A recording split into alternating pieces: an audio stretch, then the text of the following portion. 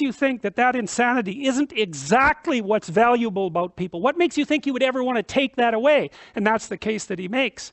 Shower upon him every earthly blessing. Drown him in a sea of happiness so that nothing but bubbles of bliss can be seen on the surface. Give him economic prosperity, such that he should have nothing else to do but sleep, eat cakes, and busy himself with the continuation of his species. And even then, out of sheer ingratitude, man would play you some nasty trick.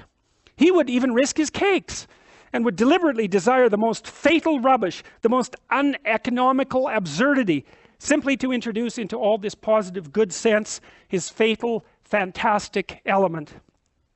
It is just his fantastic dreams, his vulgar folly, that he will desire to retain, simply in order to prove to himself, as though that were so necessary, that men are still men, and not the keys of a piano, which the laws of nature threaten to control, so completely that soon one will be able to desire nothing but by the calendar. And that is not all. Even if man really were nothing but a piano key, even if this was proved to him by natural science and mathematics, even then he would not become reasonable, but would purposely do something perverse out of simple ingratitude, simply to gain his point. And if he does not find means, he will contrive destruction and chaos, will contrive suffering of all sorts, just to gain his point. He will launch a curse upon the world.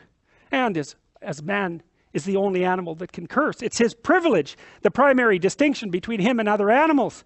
Maybe by his curse alone he will attain his object. That is, to convince himself that he's a man and not a piano key.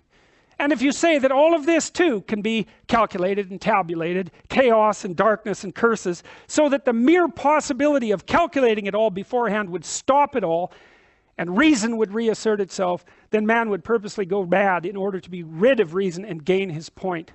I believe in it. I answer for it. For the whole work of man really seems to consist in nothing but proving to himself every minute that he's a man and not a piano key. It might be at the cost of his skin. It might be by cannibalism. And this being so, can one help being tempted to rejoice that it has not yet come off, and that desire still depends on something we don't know? You will scream at me, that is, if you condescend to do so, that no one is touching my free will, that all they're concerned with is that my will should of itself, of its own free will, coincide with my own normal interests, with the laws of nature and arithmetic. Good heavens, gentlemen, what sort of free will is left when we come to tabulation and arithmetic, when it will all be a matter of twice 2 makes 4. Twice 2 makes 4 without my will, as if free will meant that. It's brilliant, I think. It's one of the most remarkable criticisms